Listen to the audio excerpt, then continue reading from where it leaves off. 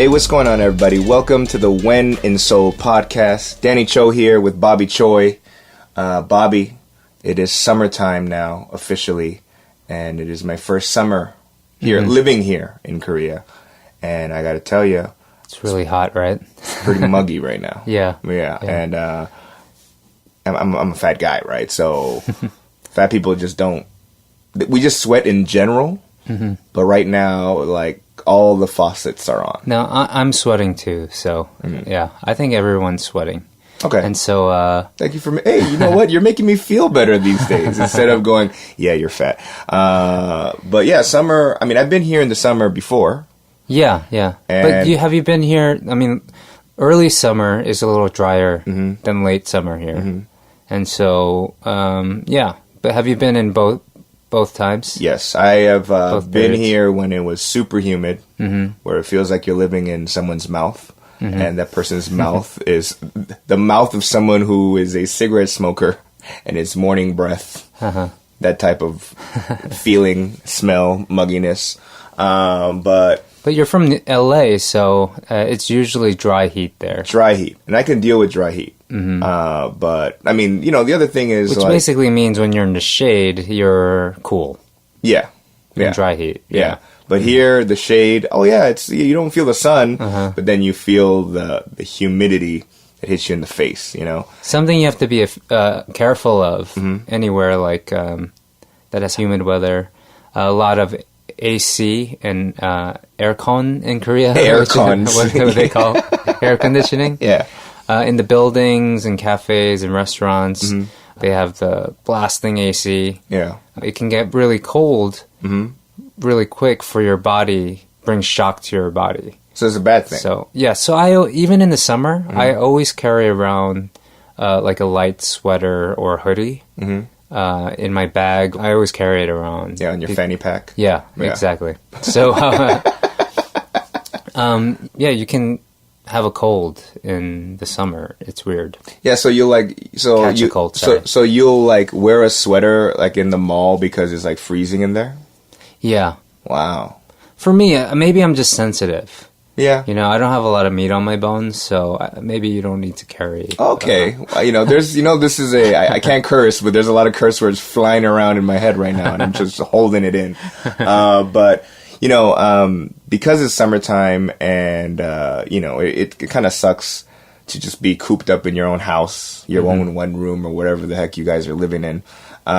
We decided to kind of talk about summertime activities you can do in Seoul or even in Korea. I mean, you know, back home in LA, the beaches were like 15 minutes away from my house. Yeah, which is always a great option. Yeah. In Korea, beaches are a little further out. Sometimes you have to plan the whole day around maybe going out to Incheon or out to Seokcho. But it's really far in comparison to being in LA. It's about like an hour and a half away, right? Like the closer beaches. Right? Yeah. So, and but then in Seoul, there's options, of course. Right. So that's what we wanted to talk about this week. Absolutely. Yeah. So I figure, hey, there's not a beach, but it is a body of water. Sure. And so the first place, and I actually went this past weekend, was the Hangang. Yes. Which is a great pastime in Seoul. Oh, yeah. I love the Hangang. Yeah. You know? It's like this... for me, it's the lifeline of Seoul. It feels like it. Because it's just this huge body of water that's... you navigate based on where the Hangang is. Are you north of the river? Yeah. South of the river? Yeah. We hear that a lot, right? Because south of the river, that's where the rich people live, and the north of the river, that's where the poor people live, traditionally, correct? You could think in those terms if you're picking, if you're being picky. Yeah, so I went on a Tinder date. In the Hangang, at the Hangang this past weekend. A Tinder date being, Tinder is the dating app. Yes. Right? If you're not familiar with it, and I mean, if you're not familiar with Tinder, and you're listening to this podcast, you got some problems. Well, I have a lot of questions about Tinder because it didn't exist when I was dating my wife. And so I had no need for it. Right. So I don't know how it works. Right. I don't know what it looks like, to be honest. So there might be people out there. All right, well, let me break down my Tinder story, right? I matched with this woman in December. Okay. Right? And we were chatting and stuff, and then she goes, hey, we should meet up soon. And I'm like, all right. So when I'm thinking we should meet up soon, I'm thinking like that weekend or maybe like the following weekend. And I go, so yeah, when do you want to meet up? She goes, May. And I was like, okay. Are you in jail? Like, are you in the army? Like, what are you talking about? May? I don't even know what I'm going to do in 2 weeks. What are you talking about? Anyway, so she's a Korean girl. And I kept in contact because given that I do stand-up comedy in Korean, I need to test out my material. So I would call her every now and again and be like, hey. In the beginning, it was more like, how are you doing? And then I would kind of slip in a joke here and there. But now it's more like, all right, I need 30 minutes of your time. And she's cool with that. Okay. Right. Okay, cool. So I use her as kind of like my my test audience. All right. Right. Anyway, so we finally met. And number one, she looks a bit older than her profile picture. Okay. Right? Which is, I mean, it's not bad, but you know what I mean? Like, I was, oh, all right. Like, well, to be fair, it is 5 months after. So a lot of things must have happened in her life in the last 5 months for her to look, because, she looked young. And I'm not saying... She is 5 months older, so you have to give her that. Okay. So we meet up at the Hangang on the Yeouido side. Okay. Right? This was her idea? It was my idea. Your idea. Yeah, okay. she goes, so what should we do? And I go, let's just walk around the Hangang. She's like, oh, I've never really done that. Like fully walk and just, chill. And so at the Yeouido side of the Hangang, there were like food trucks there on the weekends. I've been there, yeah. Yeah, there was lots of food trucks lined up. Yeah, like there was like a small flea market if you wanted to buy accessories, but I'm not a chick, so I don't need to buy accessories. There was what do you call it? They call it nupkon. So they have like a bunch of bean bags. Yeah. On the walkway, and then people can just lay out and then watch or listen to like a free concert that's being held at the stage, that's kind of in the middle, you know what I mean, of the Hangang over there. And on top of that, so, we hung out, we ate, we walked around, and then we went on, like, you got those, those paddle boats, where it's like a duck-shaped a duck boat, right? And then so you go inside. Couples get in them. Yeah. Sometimes there's bigger ones for families to get into, and they can paddle their way at like 2 miles an hour. Yeah, We're not booking it. I mean, this is more of the scenic route, but with some physical activity, right? And so we did that kind of during the sunset. And I hate that sound. I really hate that sound. Aww. So, we did that, and it was a fun time. Now, there's other things you could do at the Hangang, like you can go get on one of them cruise ships, which I've yet to do. I haven't done anything like that. I have done the paddle boat thing. Oh, you did? I did, yeah. I didn't do it on the Hangang though. Although I have seen it. They have it in Mangwon-dong too. But I did it in Sangam, I want to say. Okay. That's near Incheon, right? Sangam? Yeah.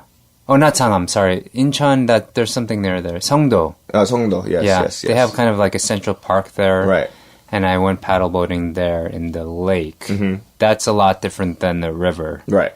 How was the current? Was it like any... I mean, it wasn't like rip roaring. It wasn't, you know what I mean? It was like raging waters or like, it wasn't like that. But, it was cool. It was kind of hot still, so I shouldn't have exercised like that. It is still exercise, you know what I mean? It's a nice thing to do. Yeah. Central Park in New York, you can do that too as well. Yeah. Go like rafting. And, I felt like it was... I felt like it was more canoeing. like canoeing, right? I feel like it's more like a, how do you say, like a cheaper, semi-scenic date thing you can do during the summer. Just another thing you can do. Because, I mean, at the Hangang, you can rent bikes. You can rent scooters. In Mangwon-dong, at least, you can rent those hoverboard things. Not hoverboards, like real hoverboards. But you can rent, what do you call those things, those kids these days with two wheels? And I think those are called hoverboards. Are they? Okay. Yeah. All right. I mean, we're thinking about the Back to the Future hoverboards. Yeah. Those don't exist. Dating myself. Yeah, those don't exist right now. Right. Yeah, so the Hangang is kind of a go-to spot, right? Because you're near a body of water. Yeah. It's generally cooler around the body of water. You can buy the tocharis. Yeah, the mats. The tochari mats at like the convenience stores. You can also rent them. You can rent them? You can rent them. It's like $2. Oh, no way. Yeah, to rent them. That's good to know because I think I've bought them in the past. Oh, really? And I've never kept them. They've always found its way to the trash. So renting is much better. Yeah, probably. You can rent. Or, hell, you can even rent tents. Oh, yeah. Tents are a big thing now. Yeah. I hear that you can't zip them up. Oh, I don't know. Yeah, that's like the law. Because apparently. they might, have You never sex. know what they're doing in there. Yeah. You're not supposed to sleep at the Hangang, apparently. Oh, really? You can't sleep there overnight, so having a closed tent might, I don't know. Okay. Are you saying sleep as in, like, the proper way of sleep, or sleep as in the radio-friendly way like of... snoring sleep. Okay, like okay. real sleep. Okay. Yeah, so the Hangang is kind of my go-to summertime activity. I mean, like, or location. You know what I mean? Like, just chilling, walking around. It is for a lot of Koreans. I think most foreigners that live here, it's a big thing. Like for me too. I love going to the Hangang. I think it's such a great pastime. Right. I actually go with my in-laws, and I go with my in-laws, my brother-in-law, their cousins and stuff. But they do it big. Like they'll bring the hefty duty tocharis. Okay. How am I saying it right? Tocharis, yeah. Tocharis, like the picnic blankets that are like thick and comfortable. They'll bring like coolers. People stare at us. Oh, so they're coming like full-blown picnic party. They make everything in advance. They go to the Shijang and buy like lobster and steamed crab. Stuff like that. Okay. Like king crab. Wow. All that stuff. And sashimi. They do sashimi, muchim, all everything. Yeah. Great picnic basket. Chokbar, all that stuff. Wow. And of course, in Korea, you can drink outdoors. So we're drinking soju, makgeolli. It's a good time. Right. But I don't think it's like that. Because of the staring, I think maybe it's not a normal thing, but that's what I love to do. Yeah. Like, just make a really big deal about going to the Hangang and having a good time. But you can always order delivery, right? Jjajangmyeon and chicken and beer, stuff like that. Yeah. What I've learned is that depending on where in the Hangang, sometimes they won't go directly towards you, to you. Sometimes they have like designated like delivery drop-off areas. Wow. Right? Okay. So like in Yeouido, there was like, this is delivery drop-off area 3. So you tell, whoever will call you, be like, yo, I'm at, they'll call you when they arrive. Yeah. Because especially like when it's like super packed. Yeah. It's just going to be a headache for them. I guess that's a good thing because I've been in a situation where, they would call and we would just have to be waving our arms until they find us. Which is also cool, because they're essentially just coming to you. Yeah. Oh, yeah. And so, I remember one time me and you were at the Hangang, and then we ordered pizza, but we were the only ones there. Oh, yeah. So the dude just straight up walked up to us, and I was like, yo, this is awesome. And the great thing about the Hangang 편의점s, the convenience stores, are a little bit different than the ones you see in the neighborhoods. Right. most of them have 생맥주, which is draft beer. Yeah. Which is a nice option to have. Also, they're fully stacked. They're fully, what do you call it? I can't speak English anymore. Yeah. They're fully stocked up with... Stocked. Yes. Stacked, I said. Yeah, They're fully yeah. stocked up with cup noodles and just different ways of making it. You know what? I Right. haven't done the Hangang way, where you do it in the silver tin. And it boils up. Yeah. I haven't done that yet. It takes a little... It feels like it takes longer, but it feels more authentic because it's almost like you're making it at home in a sense. But it's in that foil bowl. Yeah. I haven't done that, so I'm actually really curious about that move. It's good for the experience. Also, it's not... I mean, you can make like straight up, not cup ramen. You can make like regular. baggy ramen, yeah. So it's not full blown. Yeah, cup. It's still instant ramen, because but the cup ones have thinner noodles. Right. So it cooks faster. Yeah. But when you're cooking the regular stovetop ramen, that's the way to do it at the Hangang. Okay. You know? All right. And so, but you still have the option to do either or. Yeah, I mean, I want to try both because, who doesn't, I mean, to be honest, I have yet to meet someone that does not like ramen. Yeah. Now, although I can't eat it anymore. Yeah. I can eat it, but it's a really big hassle because I'm vegan, or I cut a lot of things out of my life. Because of my health, for instance. So I use noodles that aren't fried. So there's no oil involved. And then I only can have vegan soup base. Right. So, which is hard to find. So, in the words, it's kind of based off of a Louis C.K. joke, but I'm sure it's healthier for you, but it doesn't sound like it would taste good. Yeah, I mean, if you're gonna have ramen in general, why go healthy? Right. That's probably the sentiment. That's like eating a bucket of chicken and then drinking Diet Coke. Like that's gonna do you any good, right? You know. Speaking of which, I've given up all soda too. So my life is pretty sad right now. You sound it, man. You sound it. But getting back to your date, how did that all turn out? Did it start during the day and then go into sunset and like? We started kind of like right around sunset time. Okay. So it wasn't as hot. You know what I mean? That's a good tip. Yeah. Don't start in the when the sun's blazing hot. That's crazy. I've been at the Hangang till sunup before. Oh, really? Yeah. Not a lot of people, but there's still people around in the summer. Yeah. Some people do pass out. I've seen people pass out everywhere. But the one thing to keep in mind is mosquitoes. Yeah. Too. So I got messed up. If you can see, I have like I can see that. I got like 4 bites. Yeah. That's not bad. 4 bites. Yeah. Sometimes it gets worse, right? But I didn't like put any like bug repellent on me or whatever. You know what I mean? So mosquitoes are they suck, dude. Like, I mean, in LA it's dry, so you don't really get too many mosquito bites. Yeah, it has a lot to do with the moisture. If there's like the body of water, a lot of water around and puddles and stuff, that's where they breed. Yeah, and we're in Hangang, so it's all there. Right? Yeah, there's lots of mosquitoes in Seoul in the summer. This year I feel like it's been later than usual, though. There's not as many mosquitoes. But you're crazy. You're kind of crazy about mosquitoes. Like I'm kind of crazy about it. So. Yeah, because like we'll be talking.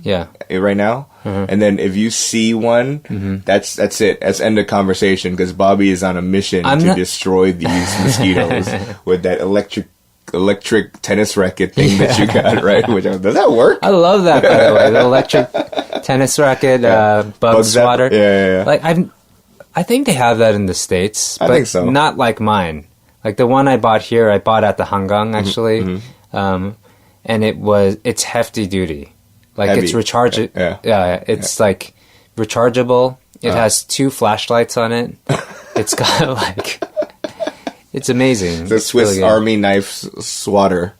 But like, you know, like what else do you do to I see a lot of places use coils. Yeah, okay. The coils seem to work. Sprays, of course. They have like what do you call where you can rub on liquid? What do you call those? Rub on liquid. I mean, they have off sprays, right? Okay, yeah. They have those kind of things. Yeah. They have sprays that you just go straight for the mogi. Yeah, they also have like but aren't there like not cures, but like once you get a mosquito bite, like back home, there's, you know, like those antihistamine creams or whatever that you put on, right? Anti-itch creams, right? Yeah, I have one here. It's like a Korean thing. It's like Hello Kitty, right? You know, and you just dab the mosquito bite with it. It's supposed to like cool it off or something. Right, yeah. I tend to always do that little cross with your fingernail. Yeah, that's a Korean thing, right? I don't know. Maybe I saw a Korean do it, and I do that. But do you puncture it by making the cross on the bite, or do you just make the indentation of the cross? I just make an indentation. I indent it because I feel like that's enough for me to say, all right, then I don't need to scratch it. Okay. Because it always gets worse when you scratch. Right. So, but I mean, at home, I cannot. If there's just one mosquito at night, it'll keep me up forever. Yeah. Until I catch it. So I try to make sure I have no small holes in my screen or my window. But they also have those plug-in wall things. Have you seen those? No. So they're essentially it's oil, you know, and then you plug it into the outlet, and it maybe heats up the oil just enough that it's slowly evaporating over time. So it's kind of like a plug-in air freshener, but it's a mosquito repellent. Yeah, right? yeah. That's cool. And those tend to work apparently, and so I do have that. I'm always afraid of it though. Like I feel like I'm getting poisoned. But it does work. So I try it. I keep that handy in the summer. I have actually a what do you call it? A traumatic experience with mosquitoes. And I mean, I'll talk because it's a long story, so I'll talk about it later. But every time I see a mosquito bite, it reminds me of that traumatic experience. Okay. But that is for a later episode. Okay. So, you know, tune in to that one. But, you know, let's talk more about water activities. Because, you know, when you think about summer, you think about beaches. You know, we briefly talked about things like, what do you call it? Like Incheon or Seokcho as beaches. Yeah. But I would venture to say that the most famous beach in Korea where people flock to is Haeundae in Busan. I would say that too, just because even to foreigners, we all tend to find our way to Haeundae. Yeah. If a foreigner comes to Korea and says, "Hey, where's a good beach?" They usually tell us, "Hey, you should go to Busan. There's a place called Haeundae." Yeah. And I've been there maybe 4 or 5 times, and it's a nice beach. But if it's your first time going, just be prepared. It's not what you expect if you're from the States. It's super packed. Yeah. When you get there, everyone's covered head to toe. So no bikinis. I mean, these days you see more of that. But for most Koreans, I feel like sun is just like kryptonite, or they're allergic to it. Or something. Which kind of makes me go, why are you at the beach then? Yeah. To be honest. But yeah, you're right. Like, I think they call it it's like a shirt, but they call it a rash guard. Rash guard, right? Right. So they'll be covered. So they'll have a bikini underneath the rash guard, you know. But they'll get in the water with it too. Yeah. So they're covered head to toe, even in the water. And they got their huge hats. Or visors. Lots of sunscreen. Well, anywhere you go in Korea, like sunscreen is a must, I think. I would assume that we should start a sombrero company here. Okay. You know what I mean? Because Koreans got giant heads. Right. Sombreros are giant. They will not get tan if they wear a sombrero, right?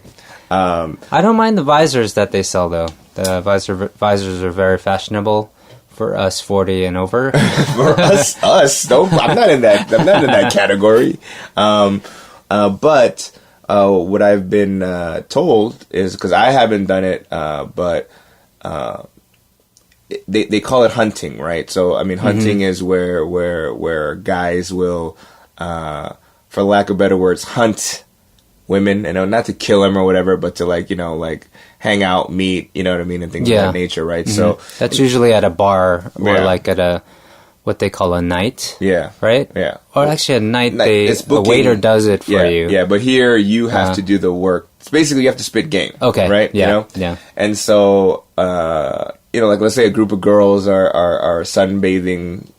Well, but they're not really bathing in the sun. They're under their tent. Yeah, they're under their tent. There's lots of tents, by the way, at Haeundae. Yeah, it's like lined with tents. Yeah, and so they would they would chill or whatever, and then, maybe there's one guy that will go as a representative to be like, hey, like, you guys look like you are having some fun in that tent. We're having fun in our tent. Right. You want to join tents and like hang out or whatever? Beach tents, by the way, not camping tents. Yes. And then they'll be like, and so basically you're spitting game, and apparently, especially in the summertime, that's the time to do it. Are these like college kids doing this, or young adults? Yeah. I mean, I don't know if like people in their 50s are gonna be like, hey, like you want to hang out. But why not? Why not? If you're single, this is an option, right? Okay. So have you ever spit game at the beach? At the beach, I personally have not. No. And if I said I had, I'd probably get in trouble for my. Because I mean, I'm curious about what the move is, because I have tried unsuccessfully from. Hey, you missed a spot. You want me to get that spot when you're applying sunscreen I feel or like whatever? that wouldn't work. Oh, it wouldn't work. Yeah. Of course it wouldn't work. I feel like you would have to say, oh, my tent's bigger than your tent. Would you like to share? I don't know.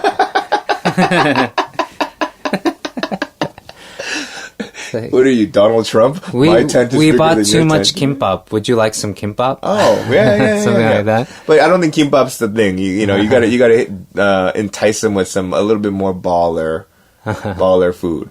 We have some champagne over there. Yeah. Would you like a glass of champagne? Yeah. Yeah. Yeah. Good. You can drink at the beach too? I believe so. Yes. Okay. That's the one thing about Korea, just in general, that coming from the States, it just blows my mind, is that you can drink outdoors. You know what I mean? That is a really cool move, And especially for the summer, have an ice cold beer. Yeah. Outside. Oh, yeah. Is great. I mean, in the States, we're used to barbecues at people's houses, and that's the only way we're going to get a beer outside. But how many people here do you know would have a backyard? That's the problem. There aren't any kinds of barbecues in Korea like we're used to. Right. And so, which is fine. I mean, we're in a different country. Yeah. And so going to the Hangang is such a great option. Right. To be near a body of water where it's typically cooler. Yeah. And then you can drink outdoors. So that's awesome. A plus, man. Yeah. Now there are not just going to the beach, but there are activities like, what do you call it? Parasailing, gliding. Parasailing, like wakeboarding. Yeah. Jet skiing. What is that? I've seen actually on the Hangang, every now and then I see water skiing. Oh, really? Yeah. Water skiing? I've seen people water skiing. More wakeboarding these days. Wakeboarding seems to be really popular in Korea. And I've seen it on the Hangang. I've always wondered, though, like, how clean is the Hangang? It's like, for me, maybe it's a stigma of living in New York City, and we had the Hudson. Yeah. And if you see someone swimming in the Hudson, for instance, it's just like, wow, that's kind of dodgy. Well, I'm assuming because the Hudson, I'm sure that mafiosos have been throwing dead bodies into the Hudson forever. Yeah, I mean that's the kind of stigma that's attached to the Hudson. Yeah. So, and it's not really a place that people go to swim, right, or do water activities. Yeah. But I've seen people do that in the Hangang. So, and especially if you go out, what is it, Gwangali? Mm-hmm. I've done it there. You can go. Yeah, that's also in Busan. Yeah. It's actually a beach I like better than Haeundae because it's less crowded, in my opinion. Yeah. And what do you call it?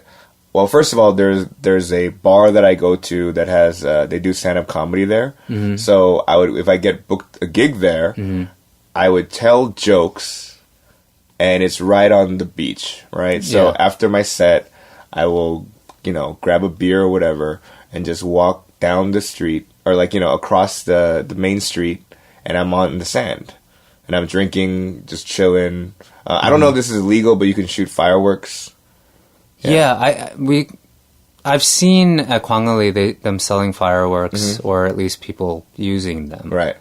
And that's always fun. Right. And then the Gwangali Bridge at night, they have this light show.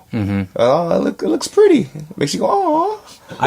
What did I do? I went on a speedboat at Gwangali during the day, and attached to that was one of those.